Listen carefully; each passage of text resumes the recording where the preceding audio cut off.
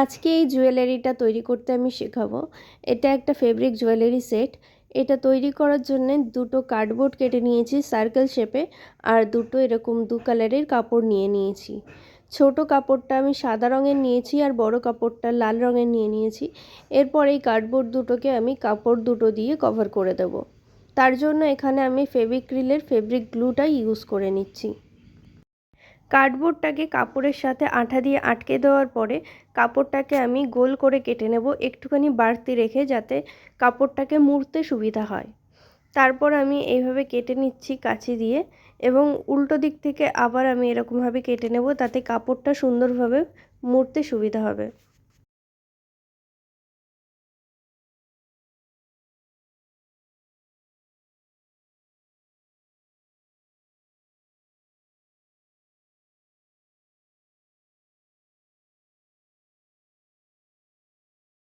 ছোট কার্ডবোর্ডটা আমার কভার করা হয়ে গেছে, এবং একই রকম পদ্ধতিতে আমি বড় কার্ডবোর্ডটাকেও কভার করে নেব।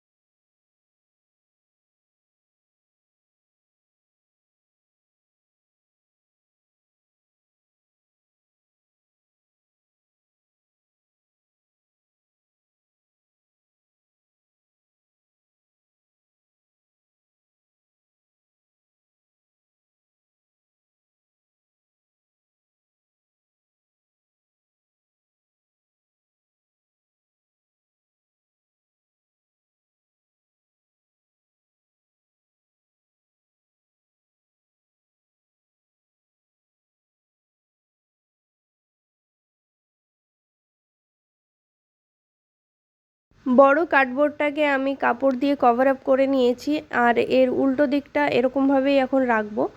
এরপর আমি একটা লেস এর সাথে আটকে নেব আঠা দিয়ে। এই পমপম লেসটাকে আমি ফেভিক্রিল আঠা দিয়ে আটকে নেব এর সাথে।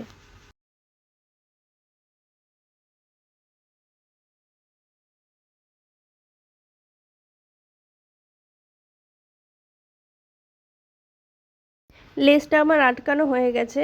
এই লেসটা আটকানোর সময় একটু বেশি করে গ্লু ইউজ করতে হবে, নয়তো খুলে যাওয়ার সম্ভাবনা থাকে। আর এবারে আমি ছোট যে কার্ডবোর্ডটা ছিল সেটার চারদিকেও এরকমভাবে লেসটাকে আঠা দিয়ে আটকে দেব। এই লেসটাকে আটকে নেওয়ার পর দুটো কার্ডবোর্ডকেই আমি শুকিয়ে নিয়েছি, যাতে লেসটা খুলে না যায়।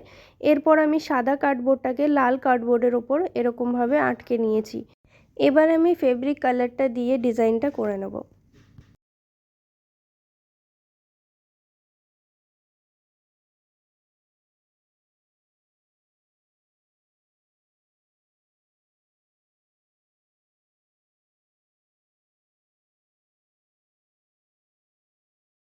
ফেব্রিক কালার দিয়ে ডিজাইন করার সময় লেসগুলোকে একটুখানি হাত দিয়ে ধরে নিতে হবে, নয়তো লেসের ওপরে কালার লেগে গেলে দেখতে বাজে লাগবে।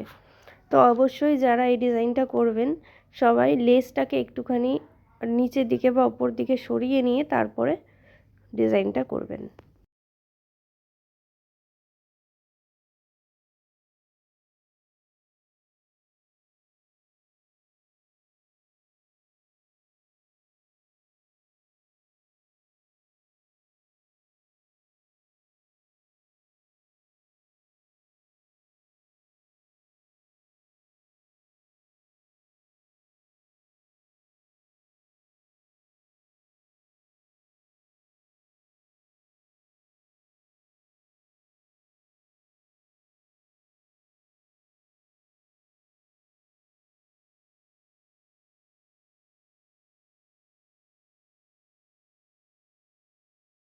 ফেব্রিক কালারের ডিজাইনটা আমার কমপ্লিট হয়ে গেছে। এরপর আমি এই সাদা কার্ডবোর্ডের মাঝখানে লাল কটন বলটাকে আঠা দিয়ে আটকে নেব।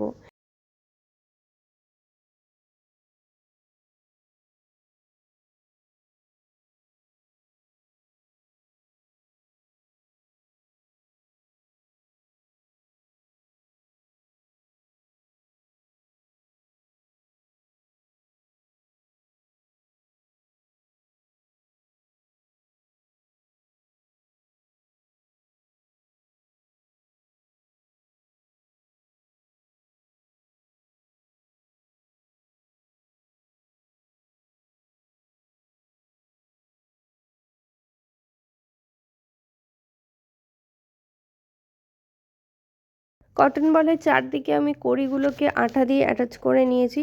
এরপর আমি দুটো টার্সেল তৈরি করে রেখেছি। এই টার্সেলগুলোকে লকেটের নিচে আমি আঠা দিয়ে আটকে দেব। এই টার্সেলগুলো আমি শিফনের সুতো দিয়ে তৈরি করেছি। এখানে আপনারা চাইলে ডলি সুতো দিয়েও করতে পারেন।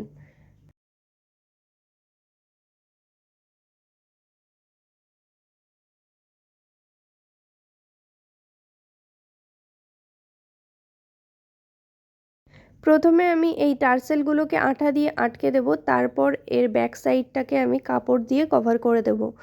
তাহলে এই টার্সেলগুলোও সিকিওর হয়ে যাবে।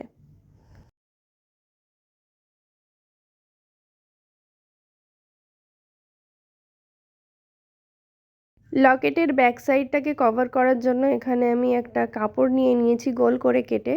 লকেটের চেয়ে একটুখানি ছোট সাইজের নিয়েছি। এরপর আমি আঠা দিয়ে ভালো করে এই কাপড়টাকে ব্যাক সাইডে আটকে দেব।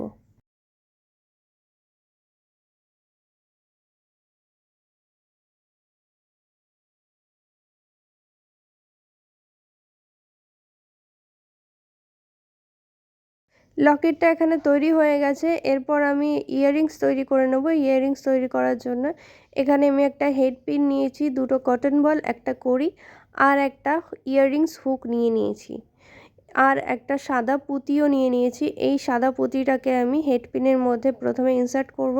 তারপর এখানে আমি কটন বল দুটোকে এই হেড পিনের মধ্যে দিয়ে পাস করিয়ে তারপর নিচে কড়িটাকে আটকে নেব।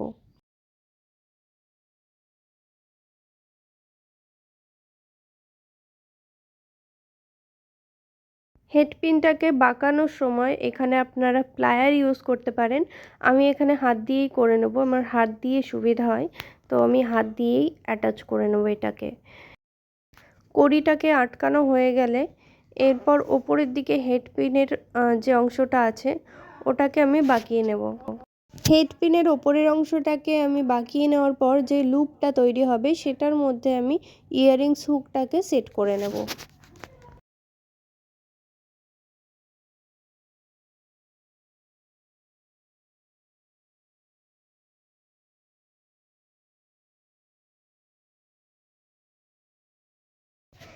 এখানে ইয়াররিংসটা তৈরি হয়ে গেছে, আর এটা ছাড়াও আমি আরও একটা ইয়াররিংস আগে থেকে তৈরি করে রেখেছিলাম। এরপর যে লকেটটা আমি তৈরি করেছিলাম সেই লকেটের সাথে আমি টার্সেলটাকে সেট করে নেব। এখানে আমি লাল আর সাদা সুতো পেঁচিয়ে টার্সেলটাকে তৈরি করে নিয়েছি। তারপর জাম্প রিং দিয়ে এই লকেটের যে লেসটা ছিল লেসের সাথে আমি অ্যাটাচ করে দিয়েছি।